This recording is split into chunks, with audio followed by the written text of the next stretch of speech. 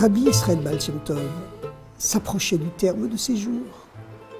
À travers lui, cette nouvelle dimension du judaïsme avait conquis les masses juives de Pologne et commençait à irradier le reste du monde entier. Cependant, tout cela pour lui demeurait insuffisant.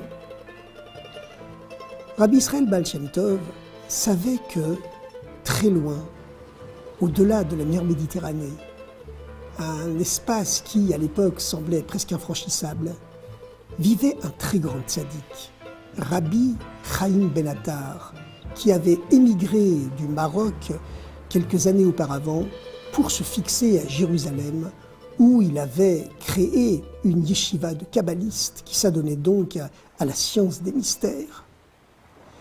Le Baal Shem Tov cherchait à correspondre avec ce grand maître, Rabbi Chaim Ben Attar, qui s'était rendu également célèbre par l'apparition de son livre, le Or HaChaim, surnommé le Or HaChaim Akadosh, la Sainte Lumière de Vie, dans lequel il dévoilait des dimensions du judaïsme, des secrets de la Torah, comparables, d'une certaine façon, à ceux de Rabbi Israël Baal Shem Tov.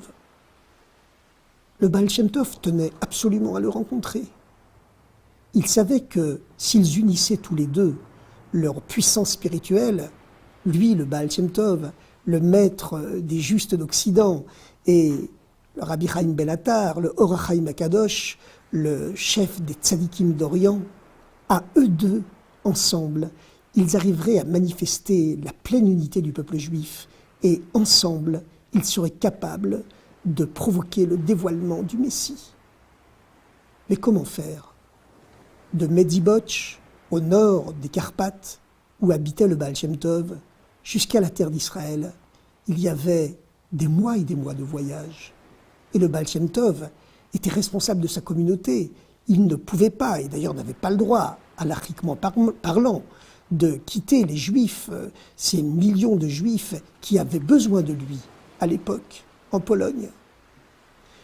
Le Baal Shem Tov chercha d'abord à rencontrer le Or HaChaim Akadosh lors de ses ascensions célestes, ses voyages spirituels qu'il affectionnait tant et au cours desquels, comme il l'a raconté lui-même dans plusieurs de ses lettres, il lui arrivait de quitter son corps, de s'élever dans les mondes spirituels qui nous séparent et nous joignent à Dieu, pour tenter de rencontrer dans les mondes spirituels, dans les sphères célestes, le Or HaChaim Akadosh, qui lui aussi était capable, comme les très très grands maîtres de l'histoire juive, de réaliser ces ascensions spirituelles.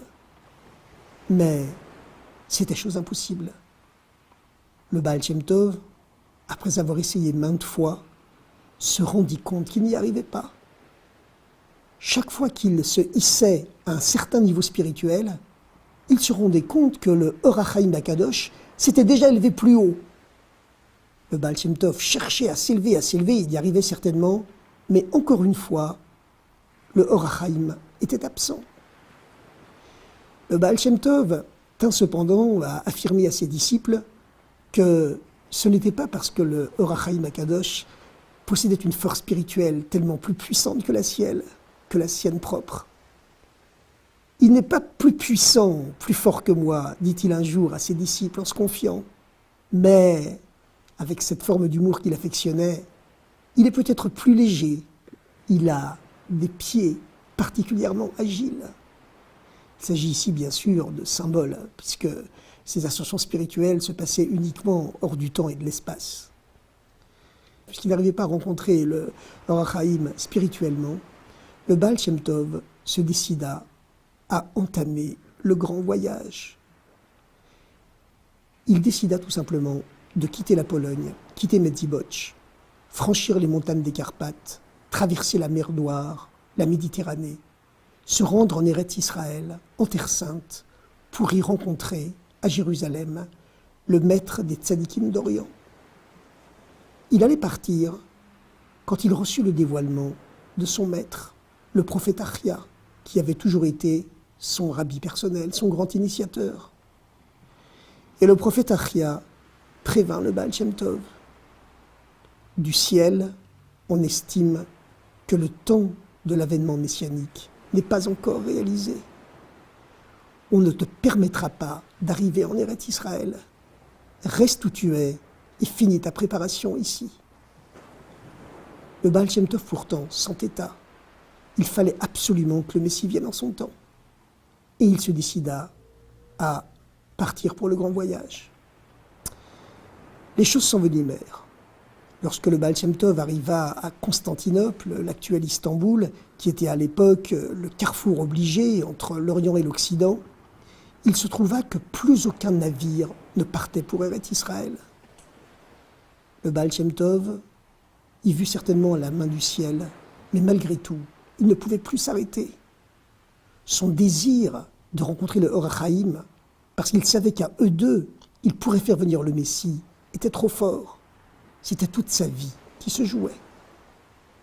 Et finalement, après avoir longtemps attendu et vécu de nombreuses péripéties, on raconte que lors du Pessah qu'il passa à Constantinople, il sauva toute la communauté juive de la ville qui était menacée par un terrible pogrom.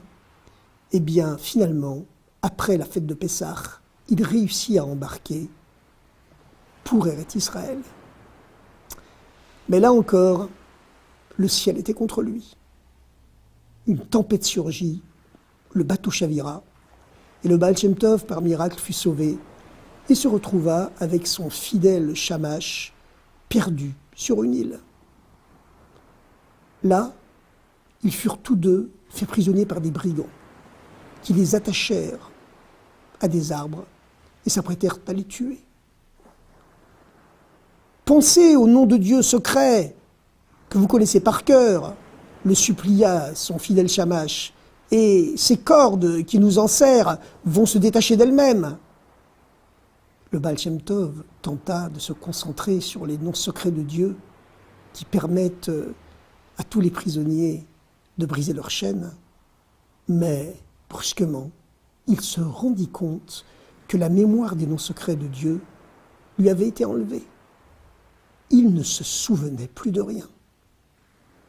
« Je ne me souviens plus de rien », dit-il à son fidèle Shamash. « Le Satan m'a enlevé ma mémoire.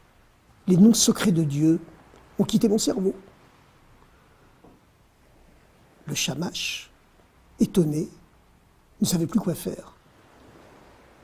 Le Baal Shem Tov lui dit alors: « Et toi, mon fidèle Shamash, tous les secrets de la Torah que je t'ai enseignés, tu ne te souviens plus de rien non plus ?»« Moi non plus, » convint le Shamash.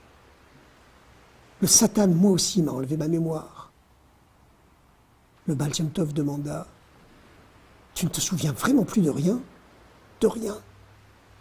Pas même d'une lettre de la Torah ? Si, je me souviens de l'Aleph Bet. L'Aleph Bet, récite-le, demanda le Baal Shem Tov. Le Shamash commença à réciter Aleph. Et le Baal Shem Tov, de toutes ses forces, se concentra sur tous les secrets de la Torah qui sont cachés dans la première lettre de l'alphabet, le Aleph. Puis le Shamash répéta le Bet, et de toute sa ferveur, le Baal Shem Tov répéta la lettre Bet, Gimel, Dalet, He. À la fin de l'alphabet, le Baal Shem Tov avait réussi à reconstituer toute la Torah à partir des 22 lettres de l'alphabet sacré par lesquelles Dieu avait créé le monde et le recrée, comme on le sait, du néant à chaque instant. À cet instant, les cordes se détendirent. Le Baal Shem Tov était libre. Au même moment exactement, un groupe de soldats guidés par un officier à cheval surgit, arrêta les brigands et le Baal Shem Tov fut définitivement libéré. Il n'y avait plus de bateau pour Eretz Israël. Le seul bateau qui passait par là repartait pour l'Europe. Le Baal Shem Tov y monta avec son Shamash. Beaucoup plus tard, 2 ou 3 générations plus tard, un descendant du Maguide de Mézérich, qui allait devenir le successeur du Baal Shem Tov, lorsqu'il contait cette histoire à ses chassidim, à ses disciples, leur répétait souvent que l'officier qui commandait le détachement de cavaliers qui avait libéré le Baal Shem Tov des brigands n'était autre que Eliyahu Hanavi, le prophète Élie lui-même.